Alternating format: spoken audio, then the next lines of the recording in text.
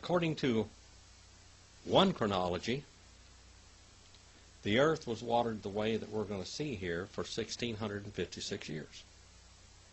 1,656 years before the flood. Okay? 2 and verse. That's according to one chronology. One chronology. We have a lot of chronologies. I mean, a lot of people just think in a little tiny box, and they say, well, this is the way it is. Well, this chronology, according to this chronology, it was 1,656 years that the earth was watered like this. Let's go and look at it. We called. Siyak,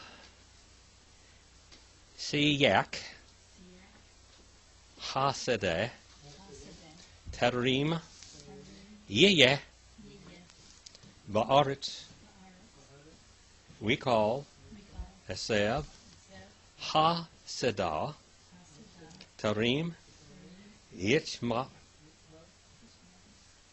Ki, Lo, Himtir, Ha.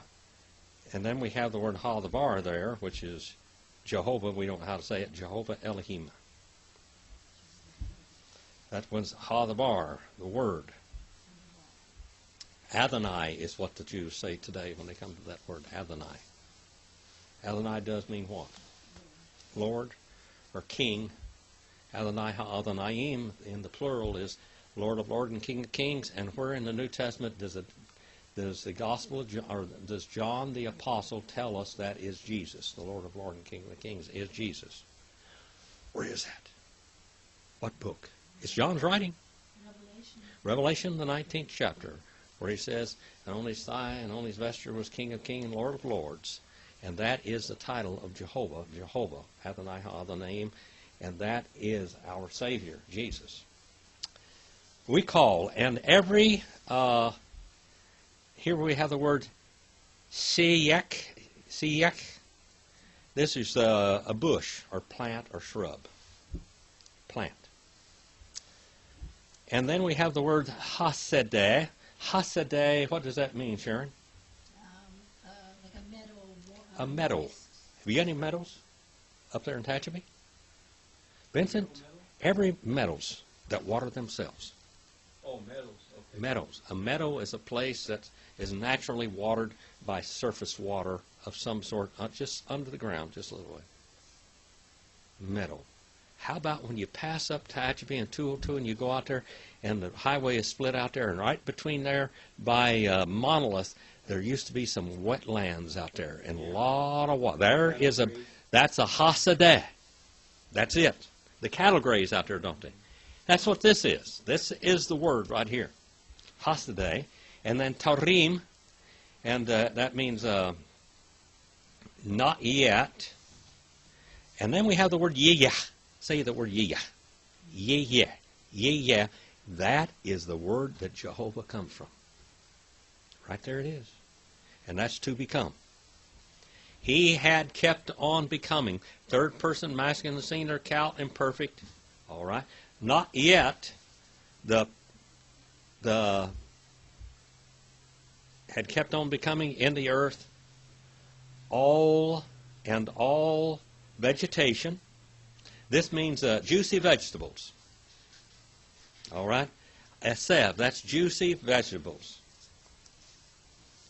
of the plain, of that land like up there, that moist plain. The water just comes and seeps up through the ground. And then tarim, and this is like an adverb of time, and not yet. Yitzmach, third person masculine singular, cal, imperfect. And yot, not. He had kept on sprouting forth. This means to sprout. The ground had not sprouted yet. Because, that's the word key there, because lo is an adverb of negation, Brother Ray. That's an adverb of negation. Lo. Page 518 in Brown Driver Briggs. And then we have the word himtor. Himtor is third person masculine singular, hifal, perfect. He had caused to rain. Not he had caused to rain. There's no rain. For 1,656 years, there's no rain. There is moist lands, and there is what we call greenhouse effect on this earth.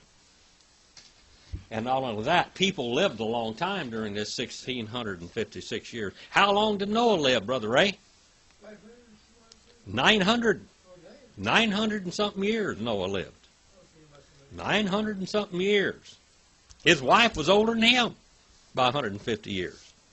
Now, women 150 years old so don't run around popping babies nowadays, do they? Well, back then, things were a lot different. The whole atmosphere of the earth was different. And then it said, had caused Jehovah, Elohim. And this word Jehovah, I just don't know how to say it, but it would be something like, say Yahweh. But when you say Yahweh, you're using vowels. This has no vowels. You have Yod, you have Hey, you have Wow, and you have Hey. 4 consonants, no vowels, no way to pronounce it at all. All right, now you can look that word up for 224 in Brown Driver Biggs and 243 in Kohler and Baumgartner. 2 and verse 5. Owl, Haaretz, We Adam, Ayin, La'avad, Et, Ha'adamah. It had not rained El upon, that's like epi, page 153 and 54 in Greek. Haaretz. What would be the equivalent of earth in New Testament language, Brother Ray? You remember what that would be in Greek? How about it, Sharon? What's the word for earth in Greek? Yeah, gay. Both of them are feminine gender. Eretz and gay are both. Hey, gay of the earth. And here we have haaretz. Now, hey, gay, the definite article in Greek is feminine. Here, the definite article is whatever. You know, it's just a definite article, period. Haaretz and the earth. And then we have Adam. Adam. What does Adam mean? Adam. What does the word Adam mean? What? It means red, and it means blood. Dam is the root of Adam. Dam. And then we're going to see the word for earth. And then we have Ayin, and Ayin is an adverb of negation, or a particle of negation, either way, page 34. And then we have la'avad, to work or to till. And Adam not, did he work or till? It means to slave. Avad means to be a slave. If you really want to become a slave, buy a farm. He bought the farm. Have you ever heard of that? He bought the farm. Boy, when he did, he's in trouble. The farm bought him. And this is here we have it, right here. That word avad there, that means the slave. Not yet he become a slave. Et ha'adamah. Look at the word ha'adamah. That word there for earth, adamah. Say adamah. Adamah. Now that word is the same root as man. Where did God create man from? The same elements as he created the earth. And where did earth come from? The same elements that he created man from. Same thing. But did he breathe that on the elements? He spoke it into existence. It came from him. It came from him. The earth of the ground. This ground here, this word earth, Brother Ray, that is a relative term.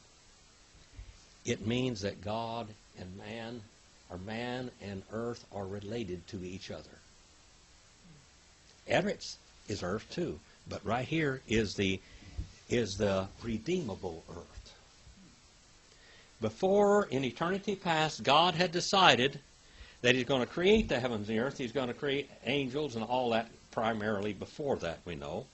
and that he created the heavens and the earth and the angels, according to Job 38, that sang praises to God as these things appeared. And evidently, when God created man, the angels sang praises also, as God created man, because through mankind, now man hadn't sinned yet, but God knew he would, but through mankind, because his relationship to the earth, and because God was going to become related to mankind through Mary, without sin, that he's going to redeem all of this, because God is going to be related to us. And that's why we have the whole book of Ruth, our kinsman redeemer. And what is the word for kinsman redeemer in Hebrew? Goel. Goel. Say Goel. That's our kinsman redeemer. Goel. 2 and verse 6. We'ed Ya'eleh min ha'aretz. We hishka eth kal panei. And now here we have the word ha'adamah. And mist. A vapor. A vapor. He kept on causing to go up. He kept on going up out of the earth. Remember what, Vincent? Remember when you told me over there, just the other side over there by Monolith, there is this place up there, and have you ever gone by there where there's fog? Even though there's a lot of wind up there. It's like a little mist. A mist. That hovers over it. It covers over that because of humidity. You know what the humidity in Tehachapi is many, many days of the year? Because of that place? Oh, no, wait. Because of that very place right there. You know what the humidity of Tehachapi is? 100% many days. And it's because of that. Of that. And he kept on causing out of the earth. Does that mist come up out of the earth out there? Yeah. And he had caused, or irrigated, he had caused to be irrigated all the faces of the earth. This is how it happened for 1,656 years, according to some chronologies. Let's put it that way. 1,656 years this happened. How long did Adam live? Remember how long Adam lived? 950 years? All of his life he saw. He didn't know anything else. How about Noah? Noah's the 10th from Adam. Did Noah know Adam? Huh? Yeah. These people, their lives, there's long lifetimes here now. Long lifetimes. I did a sermon one time on the first 10 names of Adam, and I told how long they were alive before the next guy died, and before the next guy died, and before the next guy died. That's 10 inspired names. I talked about that. So they knew each other. They saw this, and then at the flood, there was a dramatic change of everything in the earth. The whole economy of the earth changed. Let's go back now. We'etzer, that is, We'etzer. Then we have the word Hadavar, which we do not know how to say that word Jehovah at all. And then Elohim. Here we have the Jehovah title. Why do we have the Jehovah title here? Man's here. What is the Jehovah Elohim? What does that title mean, Brother Ray? Huh? Jehovah Elohim. What does that title, why does it appear?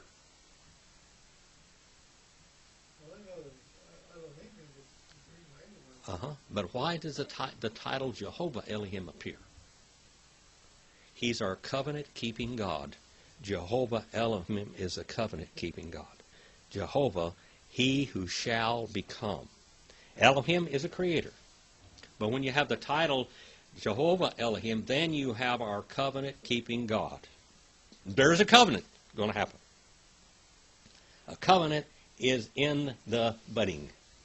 When you see the word Jehovah Elohim, now we are got our covenant-keeping God. Everybody's got a Elohim. But only the saved have a Jehovah Elohim, and only Israel has a Jehovah Elohim. And that's not because Israel is worthy of it, or that we're worthy of it. It's because we have a covenant-keeping God. That's the covenant-keeping God. And he kept on forming Jehovah Elohim, the man, as dust, to become dust. As dust and to become dust. All right? Afar. Afar. As dust and become dust. Now, in the Hebrew mind and grammar denotes this. He formed him as dust. To become dust. As dust, as he formed the dust, so shall man. But when man would sin, what would his body do? It would decay and go back to the earth. Or to the earth, that is. Well, everything we eat from the earth sustains us. Everything that we are comes from the earth. How many of you eat a lot of meat? Okay. But I mean, do you eat a lot of meat? Well, do you say that's not from the earth? Well, is it or is it not? How did the cow get here? How did the chicken get here? They walked around on the earth, and everything that they existed and what sustained them was the earth, wasn't it? I mean, a chicken is omnivorous, kind of like a bear or something. I remember I used to go coon hunting and bear hunting and lion hunting and all that.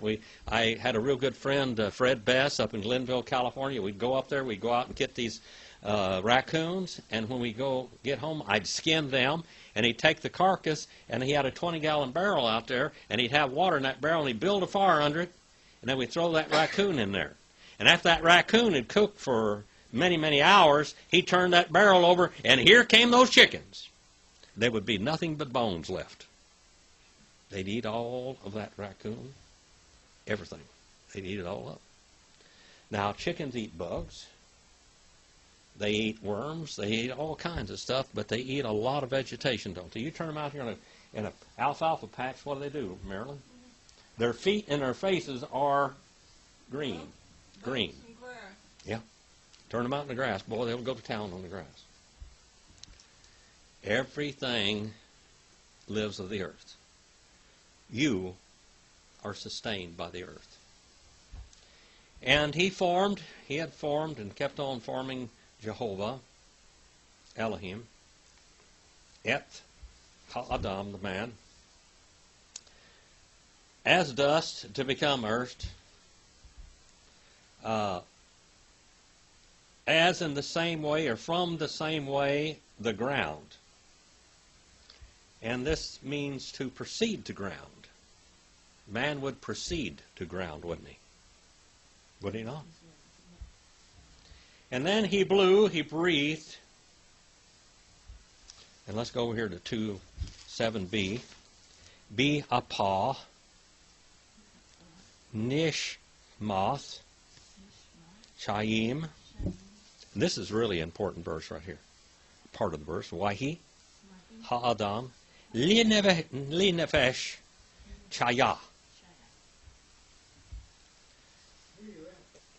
2 and 7b. 2:7b. That's on the next page. We were 2:7a, now we're 2:7b. All right.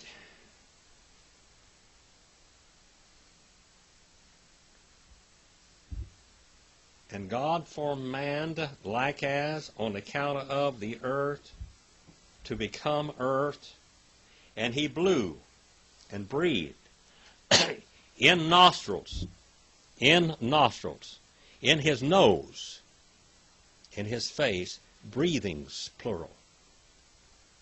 Breathings, chayim, of lives. Sharon, you were there. Marilyn, you were there. Vincent, you were there. When God breathed this lives into Adam, you were there. People say, I'm not responsible for Adam's sin. You were there. Your life. If you don't, there is no life outside of Adam. How can I be there when I haven't been born yet? Your life that would become was there. This is the soul. Not only that, but before this ever happened in eternity past, God wrote your name down in the Lamb's Book of Life. Well, I don't understand because he's Yeah. make that choice. Uh-huh. But every life that's ever been born in the human race was breathed into Adam right here. Look what it says. In nostrils, breathings of lives to make alive. To make lives. This was Adam's procreative power that he would have. And all human life came from Adam. We're all Adam's sons. Are we not? Well, I'm a daughter. I remember a long time ago. It reminds me of something. My little girl, I took care of her all the time. Mother wouldn't do anything for her. So I took care of her all the time, and I'd get her dressed every morning like that, and I'd try to put pants on her because it was cold up there in Nevada. And Dakota looked at me and she said, Dada, I'm a girl. I want a dress. I'm a girl. Reminds me, I'm a girl. I want a dress.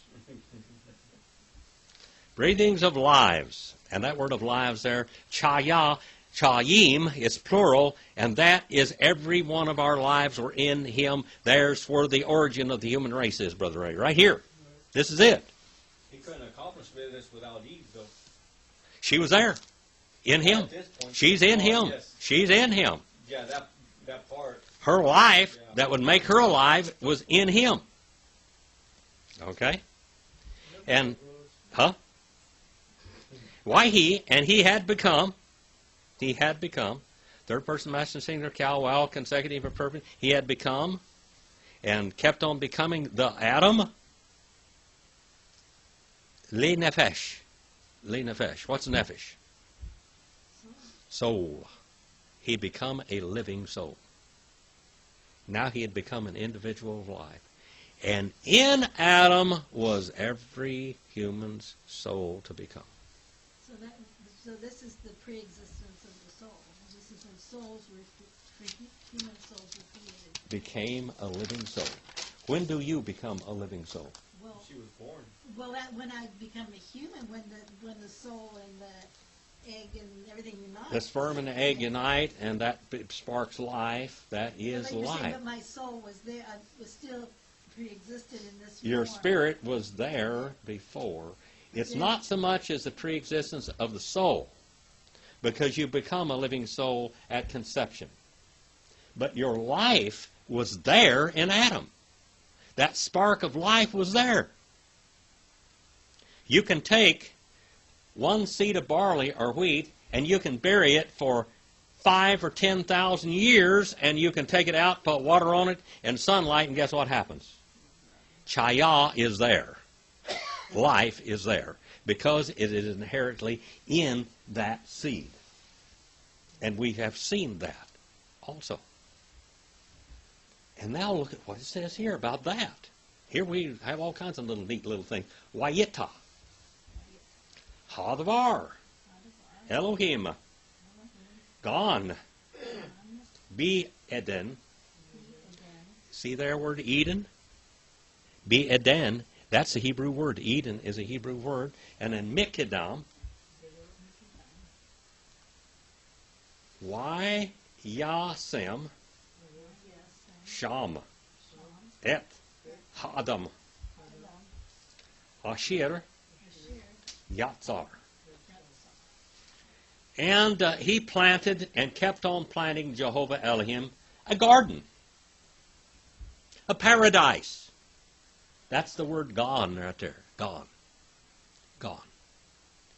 That word there means a pleasure park, like paradise. A guarded pleasure garden. That's what that word is there. The Babylonian gardens. Remember that? The Hanging Gardens of Babylon. That was a pleasure park. A pleasure park. And so we have this garden. we have this guarded pleasure park that God planted. And then it said, be Eden. Be there. Bathe is a preposition. In Eden. And the word Eden means what? Delight, delicacy. Delicacies. Something Palatial delicacies.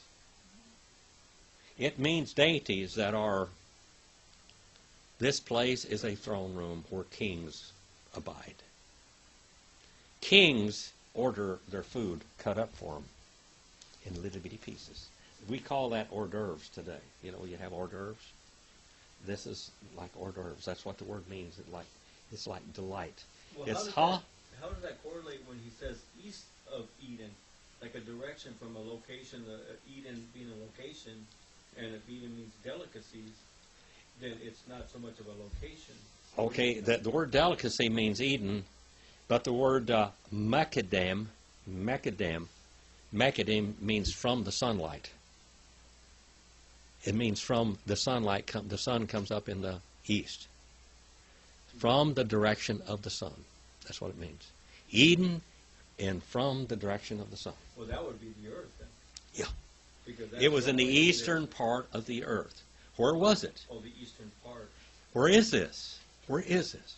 Where was this garden? Well, we know that kind of with the Euphrates and Tigris. And Now we got that. We're going to get into that. Right. There were 4 rivers. The Tigris and the Euphrates were 2 of them, so it's someplace over yonder. That's the birthplace of humanity, and it will be the burial place of humanity. So east of the sun, It means in the eastern part of the earth. eastern part of The east. It means toward the east. It means toward the eastern part of the earth. Is what actually it means. It means toward the coming up of the sun. Literally. Toward the coming. The word east means the coming up of the sun. The rising of the sun. The first part, the first 2 letters there, that means east. And then Mikadam. Men is from, and then kadam there, that means the sun. That means the sun. That means where the sun rises. Page 899. It means front. The front of the earth is the east of the earth. The front of the earth is the east of the earth. It's there. That's the front of the earth is the east of the earth, because that's where the sun comes up. It's not quite Muhammad like Muhammad says. The sun rises and then the sun sets in a muddy pond. It goes down and hides in a muddy pond.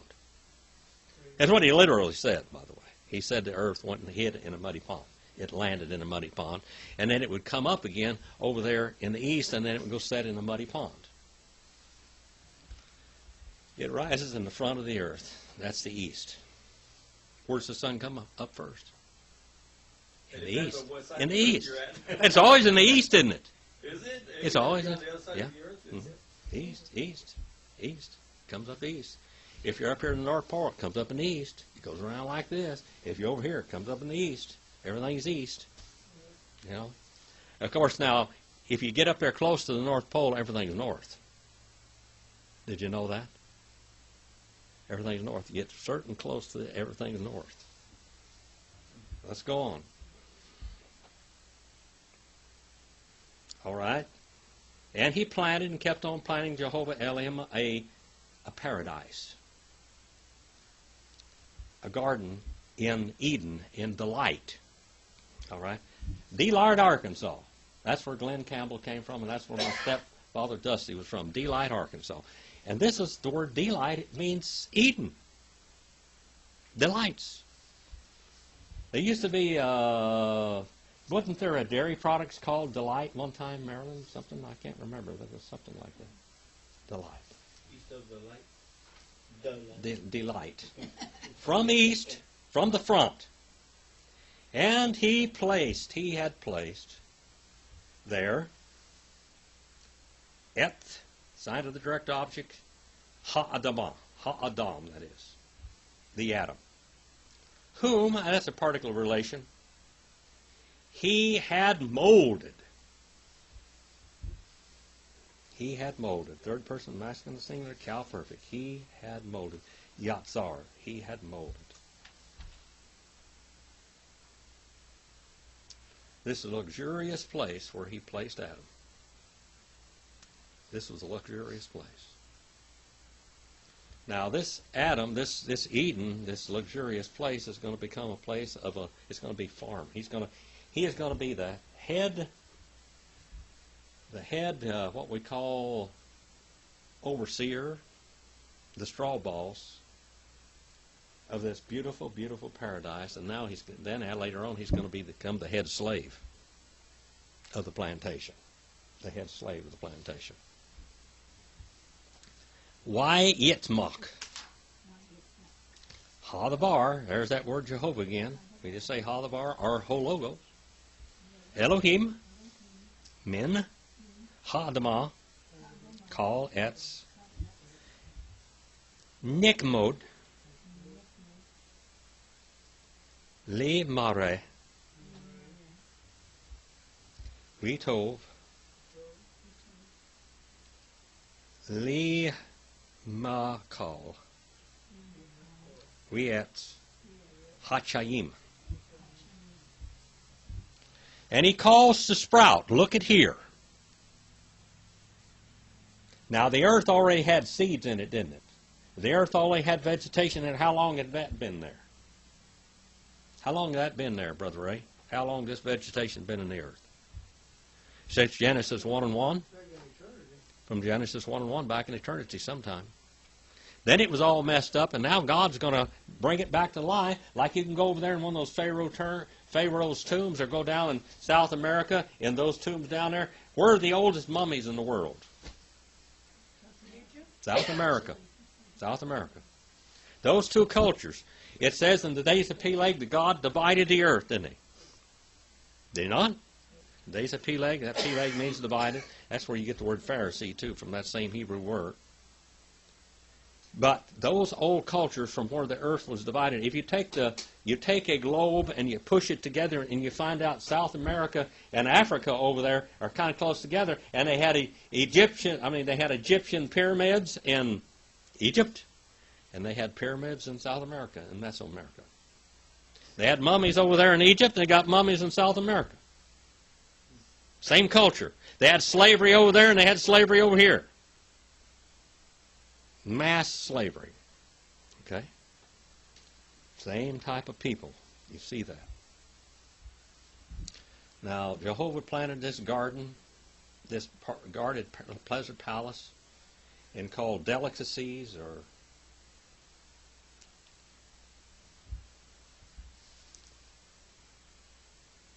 delight, pleasure, delicacies, delicate pieces, a delicate place. Eden was a delicate place that had to be guarded. There are two Edens in the Bible. One Eden, the first Eden, who was there? Lucifer. It was a throne room. And now we have another throne room. Now, how did God provide for Lucifer in his throne room? It was beauty. Beautiful. Eden was beautiful. And how about Eden now? Is it beautiful again? Lucifer's throne room was beautiful, and now Adam's throne room is beautiful. And he calls to sprout Jehovah, Elohim, from the ground, from the earth, out from the ground. Out from the ground. Every Etz is a tree. You go up there in Fish Lake Valley, about not over 8 or 10 miles from my place, and you can go into a petrified forest. Now, I haven't taken Maryland yet. In that newspaper article they did about me years ago, you'll see me standing by these trees, these petrified trees. And these trees and the trunks and all the roots and everything, you could see them out there. I don't know whether that goes back before Adam or this side of the destruction of the earth and the creation of what we call the tectonic plates that are drifted apart. God calls to drift apart. He calls to sprout Jehovah Elohim from the ground Every tree, kol etz, every tree. That means redwood trees. That means olive trees, sycamore trees. What? Fig trees.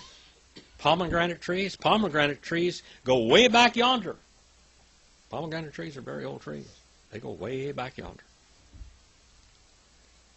And he decorates the earth with this beauty. He decorates the earth. Sharon, you brought a little thing here today to show that you had needle pointing that you had done. And that's very beautiful. But it represented what? Pansies that God had created. Now that's your little creation. And God created the pansies. And a little thing that you gave me to put on the creek up there, it says, Solomon in all his glory was not arrayed as one of these lilies of the valley. Beautiful. So God is decorating his earth. Decorations. You can go up in the mountains and you can see watercress in the water. You can see all kinds of little wild onions up there and wild mint. And you'll see all kinds of what they call horsetail and meadow grass and all kinds of varieties of trees that God planted up there. This is stuff God planted. This is wild stuff. And that's what it's talking about here. Every tree. And then it says masculine and singular participle. Being desirable, being beautiful. Being beautiful.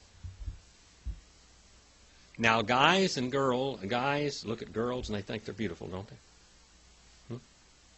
And girls look at guys and they think they're very handsome. And girls like pretty things, don't they? Little decorative pretty things.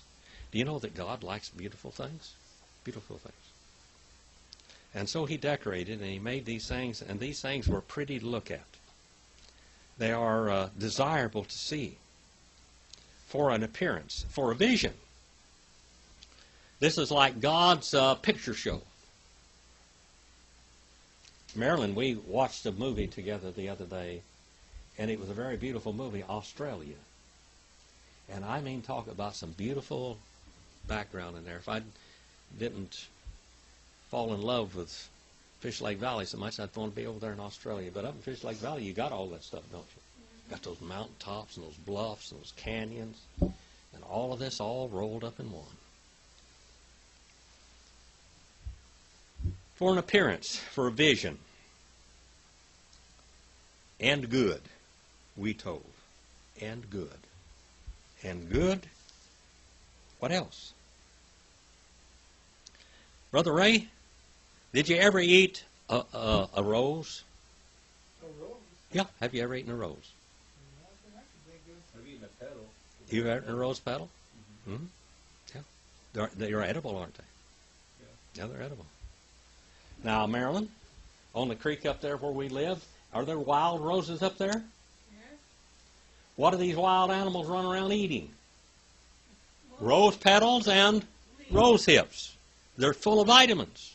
No, those hips, yeah. Yeah, they're full of vitamin C, full of vitamins. I don't know whether you can find any foods that got more vitamin C in it than a rose hip. Helen had a tube of cream Mm-hmm. for the flowers. Put into a cream. Mm-hmm. And it says, and good for eats. For eats. For eats. Le makol. Le makal. Le makal. For eating. And tree of the lives. Tree of the lives. It says taste zoes. Taste zoes. Now, by the way, I started to say this a while ago. This word Eden there in Greek is he trophe paradises. Paradisos. Paradisos. The garden of paradise. Paradisos. This paradise. It was a paradise. And for food, and for trees, and tree of the lives. Ha Chaim. The tree of lives. This tree of lives is like a lampstand in a room. Now in here, because it's nighttime, I have to put a lot of lights on. But this tree of life just lit up this whole place. It was like the main lampstand in the Garden of Eden is the tree of life. And then they have access to it. That wasn't forbidden, was it? It wasn't prohibited. Now, could the wild animals eat this thing? Well, what'd they eat? Then man, could he eat of this tree? This shining bush, this burning bush in the Garden of Eden, so to speak? This shining bush, radiating lives in this Garden of Eden? If anything ate of that, they would keep on living, wouldn't they? Well, I would imagine the animals did eat. Probably from many trees. The instruction was not. Animals were not for food, were they? No, not at that time. No. Not before All right. the flood.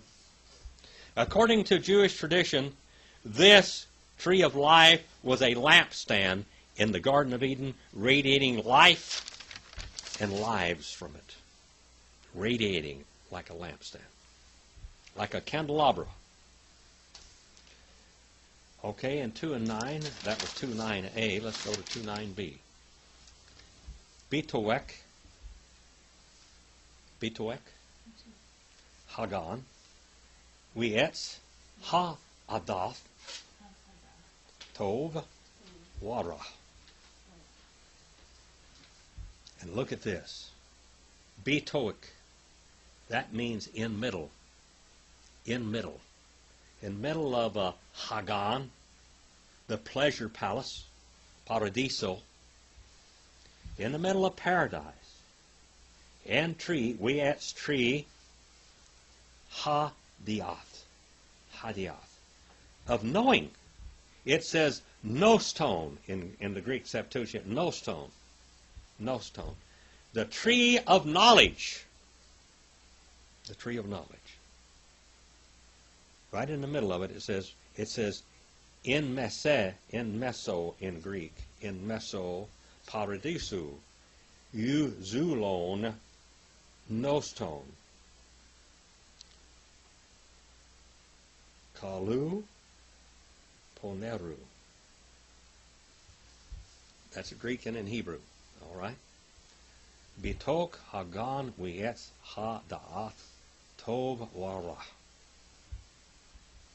In the middle of the garden, in the middle of the pleasant place, the tree, the knowing, the tree of knowledge, nostone, good, tov is good, that's pleasant, and then wara. Wa is a conjunction, and ra is evil.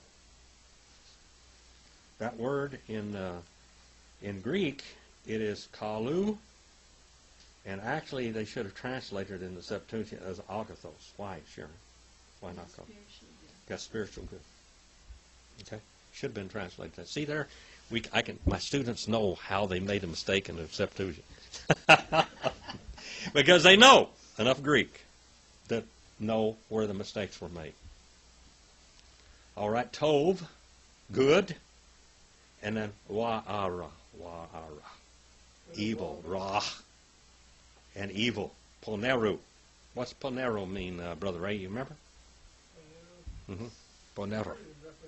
Pornography comes from that word. This means that the word prostitution comes from this word, homosexuality comes from this word, perversion comes from this word. It means to twist. To twist natural affections. To twist natural affections. And the Bible has always talked about this raw, this evil, this poneru. Mankind, women are given beauty, and some women will use that beauty to make money for their sexual favors, and that's what we call prostitution. And we have movie stars, and we have movie starlets, and sometimes they're some of the most promiscuous people in the world, aren't they? Because God has blessed them with beauty. I remember one time I knew this guy, And he married this little homely girl. She was homely. She was not pretty at all. She was not a pretty girl. And he took her down to Los Angeles. He was a very rich man. And he married this young lady, and he wanted to have a baby by her and everything. There was a real problem. I mean, he was in love with this woman, and he wanted her to be pretty. But he loved her. And because she was homely, she had this real... she was embarrassed how homely she was. So he had her face all fixed up and nose fixed up. Her teeth were all fixed up because they looked like somebody had just threw them in her mouth. Got her teeth all straight, and had her body look good. She just looked really nice-looking woman, and then she ran off and left him. Yeah. And had a little girl by her. And then she used that little girl as bait for him to get anything that she wanted. Now, while she was homely, and as she was, nobody wanted her. But when he made her pretty, then she was desirable of other people. Desirable of other people. Sometimes people use that which is natural to that natural beauty for evil. For evil. And good, spiritually good, agathos, and ponerum. Man knows right from wrong today. Yes. When God put the tree of life or knowledge in the midst of Eden, Yeah, in the middle of the I garden. think his reason was that he wanted to test Adam and Eve. Well, Do you think that was the reason? that was God's tree. His tree. Nobody else's tree. He said, all of this garden, you can eat anything in here, but that's mine. Don't touch my stuff. Don't touch what's mine. That's mine. That's mine. Now, if he hadn't have put that tree of life in there, there wouldn't be problems today. And not the tree of life. It's the tree of knowledge. The tree of knowledge of good and evil. But he couldn't. He put that tree of knowledge in there and said, it is my tree. Is God omniscient? Yes. Now, did God withhold anything from Adam and from Eve at all, knowledge-wise? Adam and Eve, God taught them everything that they needed to know. But that was tree of knowledge of good and evil was God's property. Was his what? His property. Oh, okay. His property. I knew a man one time that his kids, he left a $100 bill sitting on the table at all times. He left it out there at all times. And his family were not real rich, but he left a $100 bill out on the table, and everybody, they had that $100 bill there, and everybody ate at that table every day, and they did not touch that $100 bill.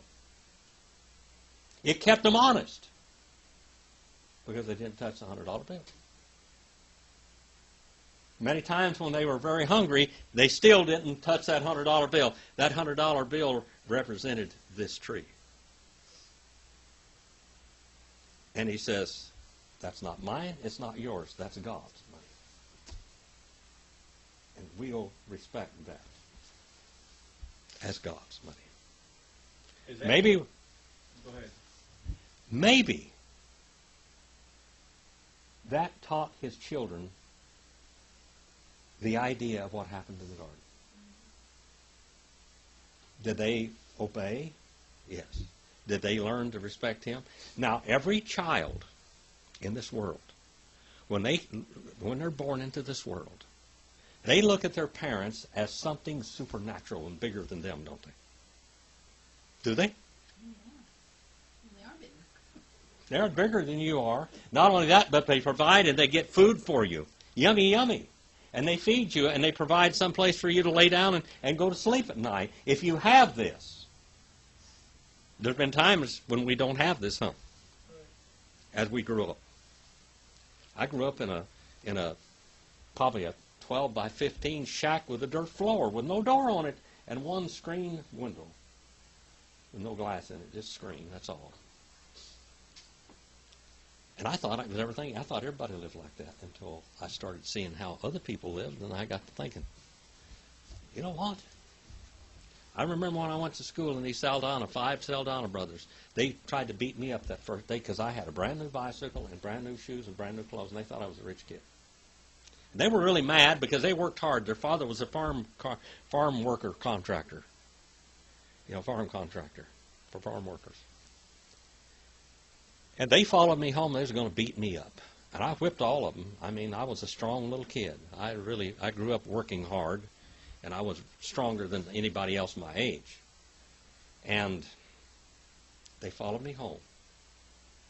And when they looked at my house, they were going to beat me up. And when they saw where I lived, they said, Jimmy, do you want to come home and eat with us? We'll feed you. I didn't have a door on my house. It was just a flap, just a tarp. They come over. So I learned how to make tortillas that day from their aunt. They come up there, and they lived in houses. They lived in a big house. It had windows and doors on it, and a front and a back door. And screens on the windows, and all of this. I mean, this was really cool, I was in the first grade.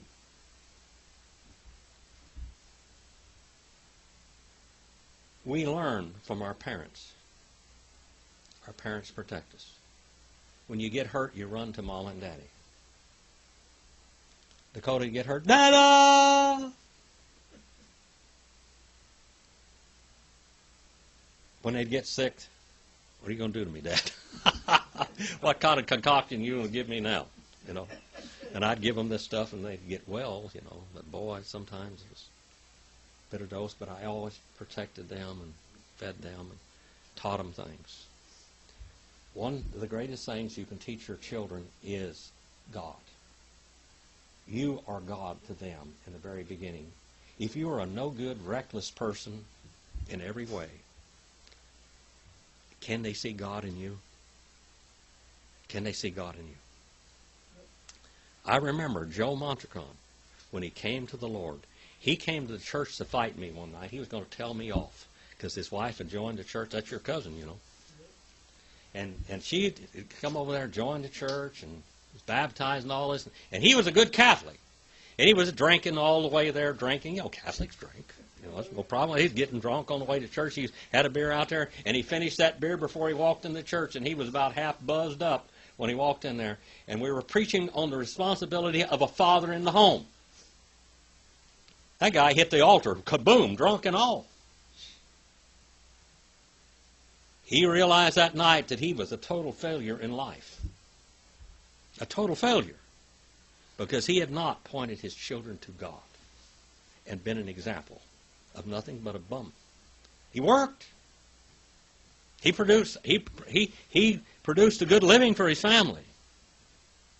But as far as teaching them about the Lord, he was a bum. And he wanted to be a man of God. And boy, did he become that too, didn't he? He did. He became a man of God. All right, 2 and verse 10. 2 and verse 10. We nahar, Yahtzee. See that word Yahtzee there? Mi eden, li hashkof, et hagan, Umisham, Yip Peredeth.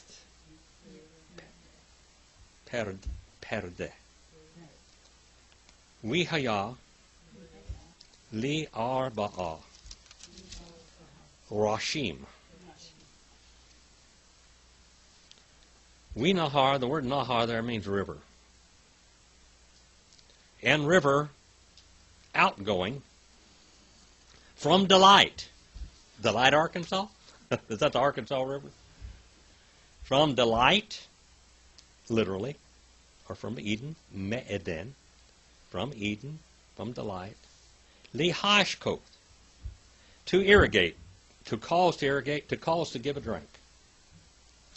Now, we have the earth, watered by mist, and now we have trees that grow alongside of rivers. And these rivers have little floodplains, and it waters all this. It irrigates them. Now back in Texas and Oklahoma, Missouri, Mississippi, and many of those places, they have what they call dry land farming. They do not irrigate their farms because it's like this Eden is so much moisture in the ground, and a lot of that's clay ground, and clay holds moisture a lot. It really holds it, unless it's like over in East Bakersfield where there's no moisture down there and it becomes a brick. You lived over there, didn't you? You ever dig a hole out in that stuff? You ever dig a hole out where we live at? Is that clay? Yeah, that's hard. That's clay, like Yeah. clay. Cement. I tell you what, do you remember when I dug that basement underneath that house over there in East Bakersfield? I dug through solid clay. There wasn't a rock in it. I don't think there was any sand or gravel in it. It was nothing but clay. It was like digging through brick. I got down there and I dig through that. Most of the thing, I have a hammer that I used, and it was a claw hammer. I used picks, I used shovels, and I dug that big basement on it, 24.5 by 20 basement. And the house didn't have a foundation. That part of the house didn't have a foundation under it. So I went down there, I dug underneath this thing, and I poured bricks, put bricks along the walls and filled them full of cement and rebar and everything else, and I built a foundation underneath that house, but I dug it with a claw hammer. And the claws on that thing aren't very long left. I still have that thing someplace. Digging through that clay. That's the same one that Software Redemption used, wore it down to a nub. Yeah. To irrigate, calls to give drink, hifale, infinitive construct, the garden, the pleasure place, the pleasure park. And from there, you misham, and from there, look at the word sham there, see, shem? And from there, he kept on being divided. Yip peride, he kept on being divided, and he had become two foreheads. It says he. Yeah, he had. River. The river's he. Oh, they call it a he? Yeah, the river's a he. Yeah, the river's a he. And he had become divided to 4 heads. The river is divided in 4 parts, isn't it? In 4 parts. And that, this is Rashim, and that is the late plural. Barashith is the old plural. This is the late plural, Rashim. It means 4 heads. 4 heads. And 2 in verse 11. We talked about this in the beginning, remember, Vincent? Shem, Ha'ikad, Pishon, Hu, Hasabeh, Et, Kal, Eretz, Ha-Shivalah, Asher, Sham, and then Ha-Sahav. And name the first, Pishon. That means flowing. Pishon means flowing. What is it? The name of the first river means flowing. Pishon means flowing. He is, the river, the first name of the river, he is flowing. The one surrounding, that's a masculine singular cal participle. The one surrounding. This river surrounded something, surrounded all the land. It went around all the land watering. If you ever look down from the Mississippi River or something, you'll find it just going like that, just watering all over the Snake River. Watering, wandering, and watering the land, Eretz, the dry land. Ha-Chevalah, Ha-Chevalah. Ha-Chevalah means a circle of gold. A circle of gold. Where? There, the gold. In other words, there's a lot of gold. Where's one of the biggest gold deposits in the world? Has been. California. California's got a bunch, but I mean back over in the ancient world, where was? Was it Egypt? Egypt and Africa. Now, there's the African, all of this, the African continent, all this didn't exist at this time, did it? Land is all one piece. And this river is running out, watering all this land, dividing into 4 big rivers. It starts one and divides into 4 rivers. Let's go on just a little bit further and we'll quit here. Uzahav, Haaretz, Hahiv, Tov, Sham, Ha-bi Dolach, We-even, Ha-shiham. The rivers of delight. And gold, the land, that good, very good. That could be in Africa, because there's a lot of gold in Africa, isn't it? A lot of gold. Like the Nile, I've heard of it. Yeah, The Nile it could was part of be. the remaining It of the- could be the Nile River was part of this at one Exactly, time. it was from Yeah, people all the way up there. Remember? Dr. Livingston, I presume, Stanley and Livingston, he went way back up to the headwaters of the Nile River. Found it. They wouldn't believe that they had found it. And then it says that, and the land that good there, and then it means odorous, transparent, gum, the color of gold, like manna, and stone, the onyx. Onyx is what used to be carnelian.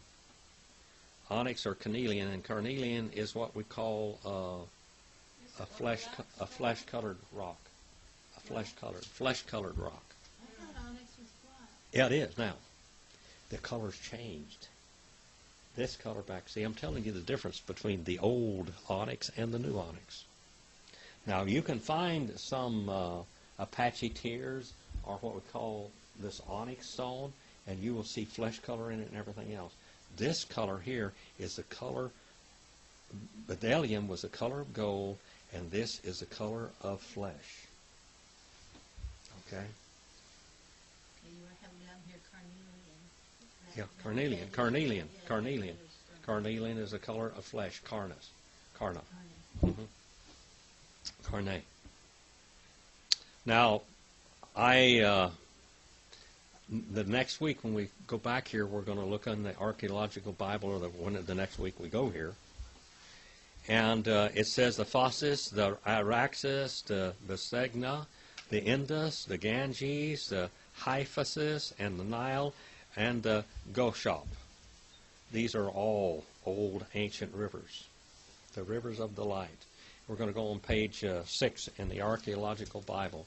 So we went from page, from verse 2:5 through 12. Do you have any questions? And did you learn anything? I have a question on you said the tree of good and evil. You said it was God's property. Yes. Does that have any correlation to do with the church? Well, the church is God's property, and you might say also in the book of Revelation, it has the stars in his hand, and that's the pastors of those churches in his hands. That's the first thing I thought of when you said God's property. Yeah, God's property. The church is God's property. Right. In a special way, it's the twice-blooded people, aren't they? How do you like being twice-blooded? I like Huh? that. Too much blood. Twice-blooded people. Yeah, it's God's property. Eden was a very special place. It's a guarded pleasure palace. And the church in the world today is a very special place for the dwelling place of God, isn't it? And how little can a church be? Where there are 2 or 3 gathered together in my name, I'll be in the middle of them. Now, a lot of people try to use that to say anywhere you 2 or 3 Christians together is that, but it's talking about church, isn't it? It's not just any gathering, it's church, in the capacity of a church. I'll be in the midst of it. And you have had a church that's small, 2 or 3. That's right, but it's still a church, isn't it? Now, why did Jesus say, where there are 2 or 3 in my name, I'll be in the midst? What customs had the Jews? Yes. Because the Jews had the minion, they had to have the 10. To have the minimum of a synagogue had to be 10 people, 10 men. Of course, the men could be as young as 12 years old. All right, because they were considered. All right, now did Jesus go through bar mitzvah? Yes. Did Jesus go through bar mitzvah? Didn't he? Did Jesus go through bar mitzvah? Oh, no. No. Bar mitzvah and bat mitzvah is a very late custom of the Jewish people. And that happened in the 15, 14, 15, 1600s. So Jesus did not go through bar mitzvah. So they didn't have I've heard no, they didn't have it. But when a boy was 12 years old, he was considered a man. And then later on, as the Jews were all in the world, they started practicing bar mitzvah. And finally, in the 1900s, bat mitzvah. What's bat mitzvah? That's for girls. The girls become a woman. All right? And in the Spanish, they have this, what? Yes? So they turn 15 or 16. Girls, yeah, when they become a woman, they have this coming out. All right? But it was much younger back then than it is now. It was 12 years old. Women were considered women when they were 12. That was it. In the Indian cultures, when a woman came to her first monthly time in her life, she was considered a woman. And she was marriable. And they had a coming out thing among the American Indian culture. And where do you think the Mexican culture got that from? American Indian culture. All right. And the Jews had it later on in their bar mitzvah and bat mitzvah. So did you learn something tonight? You learned that. All right. Jesus didn't go through bar mitzvah. Did not. It didn't exist at that time at all. It's no mention of it really in the Bible. No. All the festivals No. and all It that. just, a bat mitzvah and bar mitzvah, a boy's hair is cut. He has a suit put on him, and he has a hat put on him, and he becomes a man when he's 12 years old when he goes to his bar mitzvah.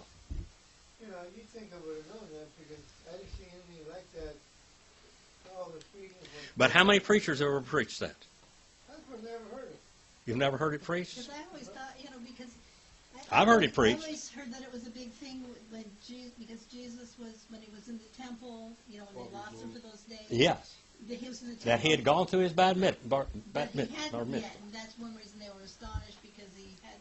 I don't know. I've heard that preached. Yeah, with that. Especially those who are studying Jewish culture and don't really know about Jewish culture. Yeah, when things came in. When it began. When did this come to practice? We have in Jesus' time, we have the Mishnah and the Talmud. That's the traditions that he condemned. We still have the Mishnah and the Talmud. And the Kabbalah, too. That's later. All right? That's even later yet.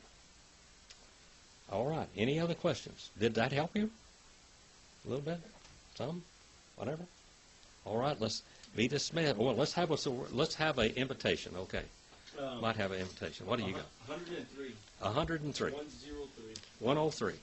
103. If you're out there in the world and you don't know the Lord Jesus Christ as your Savior, here's an opportunity to come to the Lord and say, Jesus, save my soul and forgive me of my sins. I know that you came into this world, you came in to save me and to forgive me of my sins, and you paid the price, and I'm claiming that price, and I'm asking you to forgive me and save my soul and repenting of your sins.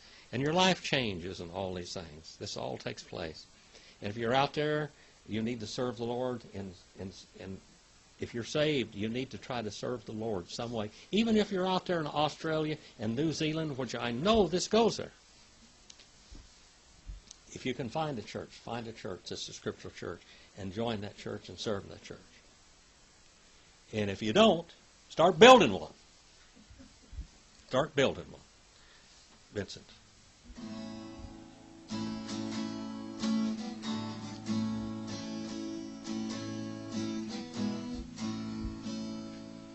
Rock of ages, cleft for me.